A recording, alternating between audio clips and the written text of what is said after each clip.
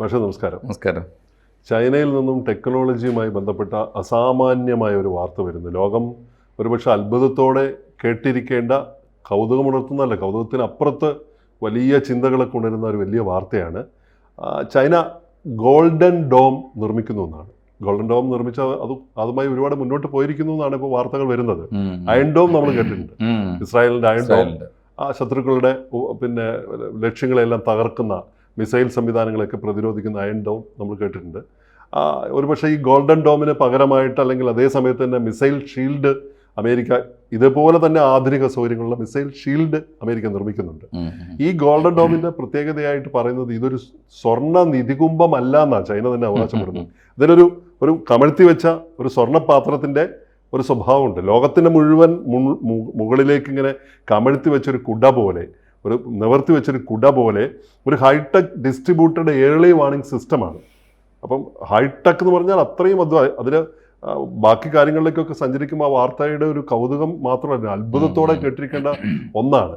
അപ്പോൾ ഈ ചാരക്കണ്ണുകൾ, 1000 കണ്ണുകൾ തുറന്ന് ചൈന ലോകത്തിൻ്റെക്ക് നോക്കുന്നു എന്ന് പറയുമ്പോൾ മാഷ ഈ വാർത്തയുടെ വിശദാംശങ്ങളെ കുറിച്ച് ഒന്ന് പറയണം.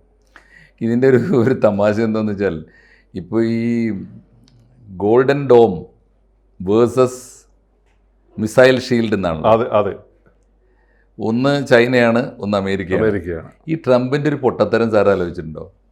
ഇത് ഞാൻ ഒരു 3-4-5 മാസമായി ഉണ്ടാവും. കഴിഞ്ഞ മെയ് മാസത്തിലെങ്ങാണ്ടാണ് അമേരിക്കൻ പ്രസിഡന്റ് പ്രസംഗിച്ചിട്ടുണ്ട് ഈ വാക്ക്, ഗോൾഡൻ ഡോം. എന്താ കാരണം എന്നറിയോ? ഞങ്ങളുടെ മനസ്സിൽ ഗംഭീരമായൊരു പദ്ധതി ഉണ്ട് എന്നൊക്കെ പറഞ്ഞുകൊണ്ട് വാചകടിച്ചതാണ്. ഇയാൾ വാചകടിക്കുള്ളൂ എന്ന് മനസ്സിലായി. അത് കഴിഞ്ഞിട്ട് ലോകം മുഴുവൻ കുഴപ്പങ്ങൾ ഉണ്ടാക്കാൻ നടന്നു. ചൈന ആ സമയം പക്ഷേ ഞാൻ ഉറച്ചു വിശ്വസിക്കുന്നു ഈ കൺസെപ്റ്റ് കൊടുത്തത് ട്രംപ് ആയിരിക്കും. ഗോൾഡൻ ഡോം പ്രസംഗിച്ചിട്ടുണ്ട് സാർ, എൻ്റെ ഒരു ഡീറ്റെയിൽസ് നോക്കിയാൽ.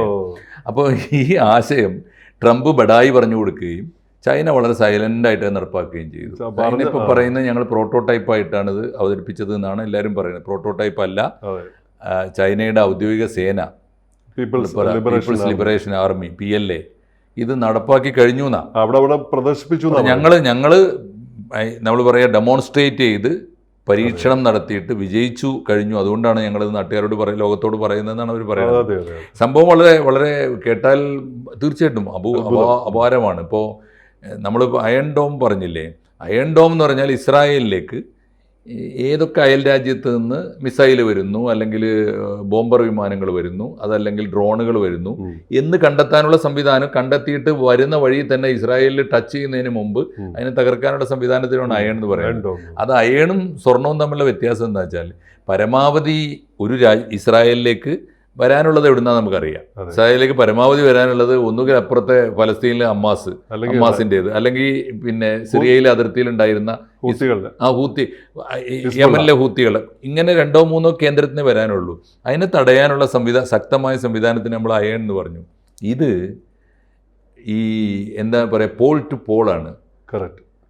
ഈ സൗത്ത് പോളിൽ നിന്ന് നോർത്ത് പോൾ വരെ എന്ന് വെച്ചാൽ ഭൂഗോളത്തിന്റെ ഏത് കോണിൽ നിന്ന്, ഏത് ധ്രുവത്തിൽ നിന്നും ഏത് നഗരത്തിൽ നിന്ന് എവിടെ നിന്നായാലും ചൈനയിലേക്ക് ഒരു മിസൈലോ ഒരു ഡ്രോണോ ഒരു ബോംബർ വിമാനമോ ഒരു റോക്കറ്റോ വിക്ഷേപിച്ചാൽ വിക്ഷേപിക്കുന്ന നിമിഷം അത് ചൈന അറിയും. അതറിയാനുള്ള സംവിധാനമാണിത്. അതാണ് 1000 കണ്ണുള്ള യക്ഷി എന്ന് പറയുന്നത്. 1000 പോർമുനകൾ സെൻസ് ചെയ്യാൻ പറ്റും. വേറൊരു സംവിധാനമുള്ളത് അമേരിക്കയുടെ പ്രശ്നം എന്താണെന്ന് വെച്ചാൽ, അമേരിക്ക നേരത്തെയുള്ള ഈ കാര്യത്തിൽ മുന്നേറിയിരുന്ന അമേരിക്കയാണല്ലോ. നേരത്തെ ഇപ്പോൾ ഇസ്രായേലിൻ്റെ കയ്യിലായാലും അമേരിക്കയിലെ കയ്യിലായാലുള്ള സിസ്റ്റം എന്താണെന്ന് വെച്ചാൽ, മിസൈൽ അല്ലെങ്കിൽ മാരകമായ ആയുധങ്ങൾ ഒരു രാജ്യത്തേക്ക് തൊടുത്തുവിടാനുള്ള സംവിധാനം എവിടുന്ന, ഒന്നുകിൽ ഓരോരോ ആ രാജ്യത്തിനകത്തുള്ള സൈനിക കേന്ദ്രങ്ങൾ അവിടുന്ന് വരാം. അപ്പോൾ അതിന് പറയാം ഗ്രൗണ്ട് സെൻസേഴ്സ് എന്ന് പറയാം, അവിടുന്നാണ് അത് തൊടുത്തുവിടുക ഒന്ന്. അല്ലെങ്കിൽ സമുദ്രത്തിൽ നിന്ന്, പരിസരത്തിനൊന്നും അപകടം ഉണ്ടാക്കാതെ സമുദ്രത്തിൽ പോയി വിക്ഷേപിക്കാനുള്ള കേന്ദ്രം, സമുദ്രത്തിൽ ഷിപ്പ് ബോയ്സ് എന്നൊരു പേര്, സീ ബോയ്സ് എന്നൊരു പേര് പറയും, അതുണ്ട്.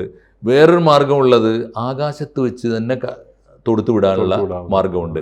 ഇപ്പോൾ ലേറ്റസ്റ്റ് ബഹിരാകാശത്ത് നിന്ന് തന്നെ തൊടുത്തുവിടാൻ സൗകര്യങ്ങളുണ്ട്.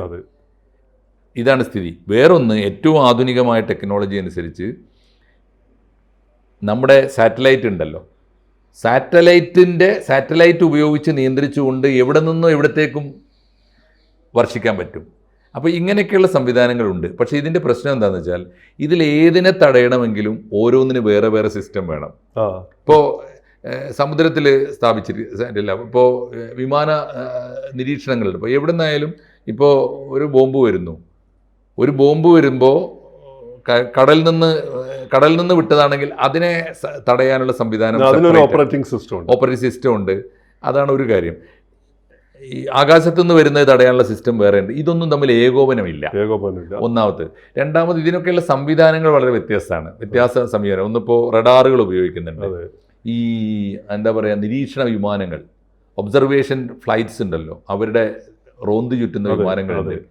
ഈ റോക്കറ്റുകളുടെ പരീക്ഷണ പറക്കലുണ്ട്. ഈ ഉപഗ്രഹങ്ങൾ തന്നെ ഉപയോഗിച്ചിട്ട് ഉള്ള ഫോട്ടോഗ്രാഫ്സും അവരുടെ നിരീക്ഷണങ്ങളും നടക്കുന്നുണ്ട്. ഇതിന് ഒന്നും ഒരു കോർഡിനേഷൻ ഉണ്ടായിരുന്നില്ല. അത് മാത്രമല്ല, ഇപ്പോൾ ഈ അമേരിക്കൻ അഡ്മിറൽമാരുടെ ഇടയിൽ പോലും കൺഫ്യൂഷൻ ഉണ്ട്. ഇത് എങ്ങനെ എക്സിക്യൂട്ട് ചെയ്യപ്പെടണം, അതിനുള്ള ഫണ്ട് $175 ബില്യൺ അമേരിക്കൻ ഡോളറാണ് ഇതിൽ വകയിരുത്തിയത്. അതിപ്പോൾ ലേറ്റസ്റ്റ് ഈ സാധനത്തിന്, അതിനാണ് ഈ മിസൈൽ ഷീൽഡിന് ചിലവാക്കുന്നത്. ആലോചിച്ച് നോക്കൂ, അവരുടെ കയ്യിൽ നിന്ന് എന്നോ നടപ്പാക്കിയിരുന്നെങ്കിൽ എത്രയോ ചിലവ് കുറച്ച് ചെയ്യാമായിരുന്ന ഒരു സാധനമാണ് പോയത്. ഇപ്പോൾ അതിൻ്റെ എത്രയോ ഇരട്ടി ചിലവാക്കിയിട്ടാണ് ഇപ്പോൾ ബദൽ സംവിധാനം ഉണ്ടാക്കുന്നത്. ഇതെല്ലാം കൂടി ചേർന്നിട്ട് എന്താണ് അതിൻ്റെ ഒരു ജോയിന്റ് ഇതിന്റെ പൊതുവായിട്ടുള്ള ഒരു പേരെന്ന് പറയുന്നത് high tech distributed early warning system. അതാണ് ഡിസ്ട്രിബ്യൂട്ടഡ് ഏർലി വാർണിംഗ് സിസ്റ്റം. ശരിക്കും ഒരു ആഗോള റഡാർ എന്ന് വിളിക്കാം. ആഗോള റഡാർ ഒരു ഗുണം എനിക്ക് ഞാൻ മനസ്സിലാക്കുന്നതിന്റെ സാങ്കേതികമായിട്ടുള്ള ഒരു പ്രത്യേകത, ഇതിന്റെ ഓരോ സെൻസറിങ്ങും, അതായത് എന്തായാലും പറയാം, സെൻസസും അല്ലെങ്കിൽ ഓരോ നിരീക്ഷണങ്ങളും ഓരോ കോഡിലാണ് വരിക. ഈ കോഡുകളൊക്കെ ഉപയോഗിച്ചുകൊണ്ട് ഒരു കോമൺ ലാംഗ്വേജിലേക്ക് മാറ്റുകയാണ്. ഇപ്പം നിലവിലെ ഓരോ ഭാഷയാണ് കോമൺ പിക്ചറിലേക്ക് മാറ്റുക. കോമൺ പിക്ചറിലേക്ക് എടുത്തിട്ട് അത് അനലൈസ് ചെയ്തിട്ട് അതിനൊരു പൊതു ഇതിലേക്ക് സെൻസ് ചെയ്തെടുക്കും. യൂണിഫൈഡ് പിക്ചർ ആക്കി അപ്പോൾ പല ഭാഷയിൽ പല സോഴ്സിൽ നിന്ന് കിട്ടുന്ന ഇത്തരത്തിലുള്ള ഡാറ്റകളെ സംയോജിപ്പിക്കുന്ന ഒരു പ്രവൃത്തിയാണ്. അതെ. അതുകൊണ്ട് ഇനിയിപ്പോൾ ലോകത്തിലെ ഈ ആയുധങ്ങൾ നിർമ്മിക്കുന്ന, എന്തൊക്കെ പറഞ്ഞാലും എല്ലാ രാജ്യങ്ങൾക്കും, സാമാന്യ ശേഷിയുള്ള രാജ്യങ്ങൾക്കൊക്കെ പ്രതിരോധം അവരവരുടെ അതിർത്തി കാക്കാൻ പ്രതിരോധത്തിന് വേണ്ടിയിട്ട് ആയുധങ്ങൾ നിർമ്മിക്കേണ്ടി വരും. ആയുധങ്ങളിൽ ഏറ്റവും പ്രധാനപ്പെട്ടത് ഇപ്പോൾ ഡ്രോണും മിസൈലും ഒക്കെ തന്നെയാണ്. നമ്മളൊരു ഡ്രോൺ തൊടുത്ത് വിട്ടാൽ, ഒരു മിസൈൽ തൊടുത്ത് വിട്ടാൽ, നമ്മൾ റോക്കറ്റ് വിക്ഷേപിച്ചാൽ നമ്മൾ കണ്ണിൽ എണ്ണ ഒഴിച്ച് കാത്തിരിക്കുന്നത് എന്താണ്? ലക്ഷ്യത്തിലെത്തുമോ എന്നാണ് നമ്മൾ നിലവിലുള്ള ചോദ്യം. ഇനി അങ്ങോട്ടുള്ള ചോദ്യം എന്തായിരിക്കും എന്നറിയോ? നമ്മൾ തൊടുത്ത് വിട്ടിട്ട് എത്രാമത്തെ നിമിഷത്തിൽ തകർക്കപ്പെടുന്നതാണ്. അതാണ് ഇനിയത്തെ അജണ്ട. വലിയ ആശങ്കയാണ്. അതിൻ്റെ ഒരു ഗുണം എന്താണെന്ന് വെച്ചാൽ, ഏറ്റവും ഇതൊരു കുടയാണ്. സാറ് പറഞ്ഞില്ല, ഡോം എന്ന് പറയുന്നത് വളരെ ശരിയായിരിക്കും. സ്വർണ്ണക്കുടയാണ്. സ്വർണ്ണക്കുട എന്ന് പറയുന്നത് സുരക്ഷ പ്രമാണിച്ച്, നമ്മൾ ഈ സുവർണം എന്ന് വിളിക്കുന്നതൊക്കെ സ്വർണ്ണമായതുകൊണ്ടല്ലല്ലോ, അതിൻ്റെ സൗകര്യവും അതിൻ്റെ വിലയും അമൂല്യമായതുകൊണ്ടാണ്. നമ്മൾ സുവർണ ജൂബിലി എന്നൊക്കെ പറയുമ്പോൾ ഒരു സാധനമാണ് അത്, അമൂല്യമായത് എന്നുള്ള അർത്ഥത്തിലാണത്. അപ്പോൾ അങ്ങനെ വരുമ്പോൾ ഇത് ഏതൊരു രാജ്യത്തിനും വളരെ അമൂല്യമായൊരു സ്വത്താണ് ഈ നേട്ടം.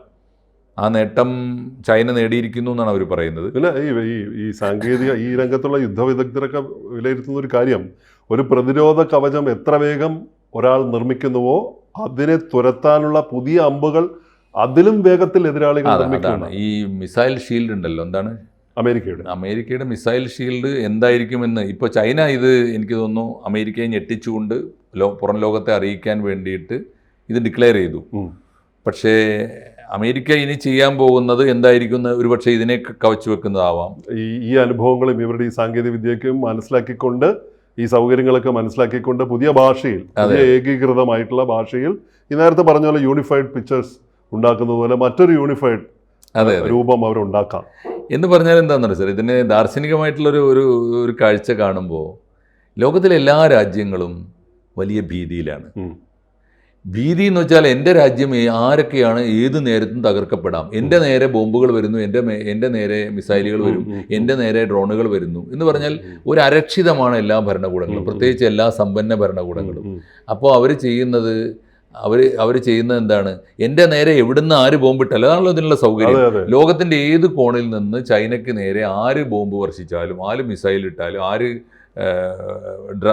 ഡ്രോണ് വിക്ഷേപിച്ചാലും അത് പുറപ്പെടുന്ന നിമിഷം ഇവരൊരു കണക്ക് പറയുന്നത് 1000 ആയുധങ്ങളെ, ഇത്തരത്തിൽ ഡ്രോണുകളാവാം, ഈ സംവിധാനങ്ങളൊക്കെ ആവാം, മിസൈലുകളാവാം, 1000 എണ്ണത്തിന് അറ്റ് എ സെക്കൻഡ് ഒരു മൊമെന്റിൽ പുറപ്പെടുന്ന നിമിഷം അതൊന്ന് ആലോചിച്ച് നോക്കുക, എന്തുമാത്രം വലുതാണ് റോബിൻ. ആയിരം ഒന്ന് വരുന്നത് സൈബീരിയയിൽ നിന്നാണ് വെച്ചോളൂ, ഒന്ന് വരുന്നത് ആഫ്രിക്കയിൽ നിന്നാണ്, മറ്റൊന്ന് വരുന്നത് യൂറോപ്പിൽ നിന്നാണ്, എവിടുന്ന് വന്നാലും ഒന്ന് അറേബ്യയിൽ നിന്നാണ്.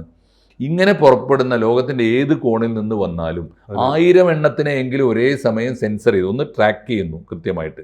വന്നിരിക്കുന്നു അനന്തനെ, അത് തന്നെ 1000 അതാണ് 1000 നാവുള്ള അതെ അതെ അതെ. അപ്പോൾ ഇവരെയൊക്കെ അറ്റ് എ മൊമെന്റിൽ അപ്പോൾ എത്ര തലകൾ വേണം, അല്ലെങ്കിൽ എത്ര മുന വേണം, എത്ര നാവ് വേണം, എത്ര കണ്ണു വേണം, ആ കണ്ണിൽ പെടുന്നു, അനലൈസ് ചെയ്യുന്നു, തിരിച്ചറിയുന്നു. വേറൊരു കാര്യം കൂടി ഇതിൻ്റെ ഏറ്റവും വലിയ ബെനിഫിറ്റ് ആയിട്ട് പറഞ്ഞിട്ടുണ്ട്. ആധുനിക യുദ്ധതന്ത്രങ്ങളിൽ ഏറ്റവും പ്രധാനപ്പെട്ട കാര്യം എന്താണെന്നറിയോ? ഈ കോൺവോയ്സ്, എന്താണ് പറയുക, അതിനൊരു പേര് പറയുന്നുണ്ട്. അതായത് നമ്മുടെ അമേരിക്കൻ പ്രസിഡന്റൊക്കെ യാത്ര ചെയ്യുമ്പോണ്ടല്ലോ 100 വാഹനങ്ങൾ, ഒരേ കളർ, ഒരേ തരത്തിൽ ഗ്ലാസ് സേവിക്കുന്ന വാഹനങ്ങൾ. അതിന് അപ്പോൾ ഇതിലെവിടെയാണ് പ്രസിഡന്റ് ഇരിക്കുന്നത് ആർക്കും അറിയില്ല. 100 വാഹനം ഇങ്ങനെ പോകുന്നുണ്ടാവും. അപ്പോൾ ഇതിലിപ്പോൾ ആരെങ്കിലും ഒരു ശത്രു എവിടെയെങ്കിലും ഇരിക്കുന്നുണ്ടെങ്കിൽ ഇതിൽ പ്രസിഡന്റ് ഇരിക്കാത്ത കാരണമായിരിക്കും വെടികൊള്ളുക. അപ്പോൾ അങ്ങനെ ഒരു സംവിധാനം ആയുധങ്ങൾക്കുണ്ട്. ഇപ്പോൾ 20 യുദ്ധകാലത്ത് സെക്കൻഡ് വേൾഡ് വാറിലൊക്കെ കഥ വായിക്കണ്ടല്ലോ. അപ്പോൾ 20 വിമാനങ്ങൾ ഇങ്ങനെ പറക്കുന്നുണ്ടാവും, ഒരേ നിറം, ഒരേ വലിപ്പം, ഒരേ ബ്രാൻഡിങ് ആയിരിക്കും. അതിൽ 20 എണ്ണത്തിൽ ഒന്നിൽ മാത്രമേ ബോംബ് ഉണ്ടാവുള്ളൂ, അല്ലെങ്കിൽ ഒന്നിലേ ഒരു പടയാളി, ഒരു മാരകമായ ആയുധങ്ങൾ ഉണ്ടാവും. അപ്പോൾ ബാക്കി 19 എണ്ണത്തിന് വെടിവെച്ചിടുന്ന നേരം കൊണ്ട് ഇവൻ ലക്ഷ്യം കണ്ടുപോരും. ഇപ്പോൾ പുട്ടിനെ കുറിച്ച് പറയുമ്പോൾ പുട്ടിൻ്റെ മുഖച്ചായുള്ള പല പുട്ടിന്മാരും ഉണ്ട് എന്ന് പറയുന്ന പോലെ എന്ന് പറയും പോലെ അതിപ്പോൾ നമ്മളെ പിണറായി പോലും അത് നടപ്പാക്കുന്നുണ്ട്. വളരെ വികലമായ അനുകരണം എന്ന് പറയില്ലേ. 10-25 വാഹനങ്ങൾ ഇങ്ങനെ പോകുക. എന്തിനാ കാരണം എന്ന് വെച്ചാൽ ഏതിനകത്താണ് പിണറായി ഉള്ളത് എന്ന് ആരും അറിയരുത്. ആരെങ്കിലും ആക്രമിക്കുന്ന കരിങ്കൊടി കാണിക്കുന്നുണ്ടെങ്കിൽ വേറെ ആർക്കെങ്കിലും കിട്ടിക്കോട്ടെ എന്നാണ് വിചാരിക്കുന്നത്. അതാണ് അങ്ങനെ ഒരു തന്ത്ര യുദ്ധത്തിലുണ്ട്. മിസൈലുകൾ വിടുമ്പോഴും അങ്ങനെയാണ്. ഒന്ന് മാത്രമായിരിക്കും കൃത്യമായിട്ട് ലക്ഷ്യം വെച്ചിട്ടുണ്ടാവുക. അതേസമയം അതിനോടൊപ്പം സമാന്തരമായിട്ട് കുറേ എണ്ണം തൊടുത്ത് വിടുക. അത് ഫേക്ക് ആയിരിക്കും, ഒന്നും ഉണ്ടാവില്ല. ഇതിൻ്റെ ഒരു ഗുണം ഈ പറഞ്ഞ ഗോൾഡൻ ഡോമിൻ്റെ ഒരു ഗുണമായിട്ട് പ്രിസൈസ് ആണ്. മാത്രമല്ല ഗോൾഡൻ ഡോമിൻ്റെ ഒരു ഗുണം, ഈ 20 മിസൈലുകൾ ഒരേ സമയത്ത് ഒരു സ്ഥലത്ത് നിന്ന് പുറപ്പെട്ടാൽ, അല്ലെങ്കിൽ എവിടുന്ന് പുറപ്പെട്ടാലും ഇതിലേതാണ് ഫേക്ക് എന്നും ഏതാണ് റിയൽ എന്നും അവർക്ക് തിരിച്ചറിയാൻ പറ്റും. അപ്പോൾ ഫേക്കിനെ തടയാൻ പോയി സമയം കളയില്ല അവർ. കൊള്ളേണ്ടവനെ തന്നെ റിയലിസ്റ്റിക് ആണ്. ഭയങ്കര വളരെ അയൺ ഡോം, ഗോൾഡൻ ഡോം ഉണ്ടാക്കി, മിസൈൽ ഷീൽഡ് അമേരിക്ക ഉണ്ടാക്കുന്നു, അയൺ ഡോം ഇസ്രായേൽ നിർമ്മിച്ചു കഴിഞ്ഞു. ഇനിയിപ്പോ ഉടനെ തന്നെ സിൽവർ ഡോമും കോപ്പർ ഡോമും ഒക്കെ മറ്റു രാജ്യങ്ങൾ ഉണ്ടാക്കുമായിരിക്കും. തീർച്ചയായിട്ടും വരാം പ്ലാറ്റിനം. എന്നാലും മാഷ ഈ golden dome and missile shield, golden dome versus missile shield എന്ന ഈ വാർത്ത, ഇതൊരു പ്രോട്ടോടൈപ്പ് മാത്രമാണ് ഇപ്പോൾ നിർമ്മിച്ചിരിക്കുന്നതെന്ന് പറയുന്നുണ്ടെങ്കിലും അല്ലെന്നാണ് അവർ പറയുന്നത്. പ്രോട്ടോടൈപ്പ് എന്ന് പറഞ്ഞാൽ അറിയാലോ സാറിന്, ഇപ്പൊ ഈ പരീക്ഷിക്കപ്പെടാത്ത സാധനം എന്ന് വെച്ചാൽ ലോകം അങ്ങനെയാണ് മോഡൽ, മിനിയേച്ചർ, അത് വൻ തോതിൽ പരീക്ഷിക്കപ്പെട്ടിട്ടില്ലല്ലോ. അപ്പോൾ ആരാണ് ജയിക്കുക, അതിൽ ഏതാണ് വമ്പൻ, നിങ്ങൾക്ക് എങ്ങനെ പറയാൻ പറ്റും? പക്ഷെ അമേരിക്ക ആയിരിക്കും ഇങ്ങനെ പറയുന്നത്. അമേരിക്കയാണ് അത് പറയുന്നത്. അത് ചൈനയെ കൊച്ചാക്കാനാണ്. പക്ഷെ ചൈന പറഞ്ഞിട്ടുള്ളത് ഞങ്ങളെ സൈന്യത്തിൽ കൃത്യമായി പരീക്ഷിച്ച് ജയിച്ചിട്ടുള്ളതാണ്, അതുകൊണ്ടാണ് നിങ്ങളോട് പറയണത് എന്നാണ്. ഇനി അമേരിക്ക കളിയാക്കാൻ വേണ്ടി പറഞ്ഞാണെങ്കിൽ അമേരിക്ക അതിനേക്കാളും ഭീകരമായ വല്ലതൊക്കെ ആയിട്ട് വരികയായിരിക്കും. എന്തായാലും ലോകത്ത് വരാനിരിക്കുന്നത് സമാധാനത്തിന്റെ ഒരു ലോകമല്ല, അസമാധാനത്തിന്റെ ലോകം. തീർച്ചയായിട്ടും അസമാധാനത്തിന്റെ ഈ വാർത്തയുടെ പ്രസക്ത ഭാഗങ്ങൾ ഒരിക്കൽ കൂടി വളരെ പ്രധാനപ്പെട്ട ഒരു കാര്യം. അതുകൊണ്ട് അതിനോടൊന്ന് ഓടിച്ച് സഞ്ചരിക്കുമ്പോൾ ഈ പ്രോട്ടോടൈപ്പ് എന്ന് പറയുന്നത് അമേരിക്ക ഒരുപക്ഷെ പറഞ്ഞേക്കാവുന്ന ചൈന യാഥാർത്ഥ്യമാക്കിയെന്ന് PLAയിൽ അവതരിപ്പിച്ചു എന്ന് പറയുന്ന ഈ ആകാശത്ത് പൊങ്ങിക്കിടക്കുന്ന ഈ സ്വർണ്ണ നിധികുംഭമല്ല എന്ന് പറയുന്ന high tech distributed airline warning system, ആഗോള റഡാർ, ഭൂമിയും സമുദ്രവും ആകാശവും ബഹിരാകാശവും ആയിരക്കണക്കിന് ഡിജിറ്റൽ കണ്ണുകളുള്ള ഈ 1000 നാവുള്ള ഈ അനന്തനെ ഡാറ്റ ഇൻപുട്ടും ഉപഗ്രഹങ്ങളും ഒക്കെ കേന്ദ്രീകൃതമാക്കി ഒരു പ്ലാറ്റ്ഫോമിലേക്ക് കൊണ്ടുവന്നുകൊണ്ട് ഒരുമിച്ച് വിക്ഷേപിക്കുന്ന 1000 വിക്ഷേപങ്ങൾ ഒരുമിച്ച് കണ്ടെത്താൻ കഴിയുന്ന അമേരിക്കയ്ക്ക് ഈ സൗകര്യമില്ല എന്ന് പ്രത്യേകമായി ചൈന അവകാശപ്പെടുന്ന അമേരിക്കയ്ക്ക് ഇപ്പോഴും ഈ സൗകര്യമില്ല. അപ്പം ഡാറ്റകളുടെ സംയോജനം, അതിലൂടെ യൂണിഫൈഡ് പിക്ചേഴ്സ്, പ്രത്യേകമായിട്ട് പല ഭാഷകളിൽ പല സോഴ്സിൽ നിന്ന് കിട്ടുന്ന സംയോജിപ്പിക്കുന്ന ഡാറ്റയുടെ യൂണിഫൈഡ് പിക്ചേഴ്സിൻ്റെ സംയോജനത്തിലൂടെ ഒരു പോൾ മുതൽ മറ്റേ നോർത്ത് പോൾ മുതൽ സൗത്ത് പോൾ വരെ ഒരേപോലെ കടന്നെത്താവുന്ന തരത്തിലുള്ള അമേരിക്കൻ സംവിധാനങ്ങൾ ചിതറിക്കിടക്കുമ്പോൾ, പലയിടങ്ങളിലായി കിടക്കുമ്പോൾ ഏകീകൃതമായിട്ടുള്ള ഒരു ഗോൾഡൻ ഡോം, അവർക്ക് ആഗോള സംരക്ഷണം ചൈനയ്ക്ക് നൽകുന്ന ഈ ഗോൾഡൻ ഡോം അമേരിക്കൻ പ്രോജക്റ്റുകൾ കോർഡിനേറ്റഡ് അല്ല. അവരുടെ അഡ്മിറൽമാരുടെ ഇടയിൽ കൺഫ്യൂഷൻസ് ഉണ്ട്. അപ്പോൾ തന്നെയാണ് ഒരു പ്രതിരോധ കവചം എത്ര വേഗം ഒരാൾ നിർമ്മിക്കുന്നുവോ, മാഷ് നേരത്തെ പറഞ്ഞ പോലെ ചൈന ഇത് നിർമ്മിച്ചുവെന്ന് അവകാശപ്പെടുമ്പോൾ അതിനെ തുരത്താനുള്ള പുതിയ അമ്പുകൾ അതിലും വേഗത്തിൽ എതിരാളികൾ നിർദ്ദേശിക്കും എന്ന ആപ്തവാക്യം ഓർത്തുകൊണ്ട് അമേരിക്ക ഒരു പക്ഷേ പണി തുടങ്ങിയിട്ടുണ്ടാവും. ഈ ഷീൽഡ് യുദ്ധത്തിൽ ആര് ജയിക്കും എന്ന് കാത്തിരുന്ന് കാണേണ്ടി വരും. ആര് ജയിച്ചാലും സമാധാന പ്രേമികൾ തോൽക്കും. അതാണ് സംഭവിക്കുന്നത്. യെസ്. കൂടുതൽ വാർത്തകളും വിശേഷങ്ങളും നിങ്ങളിലേക്ക് എത്താൻ ABC മലയാളം സബ്സ്ക്രൈബ് ചെയ്യുക, ബെൽ ബട്ടണും അമർത്തുക.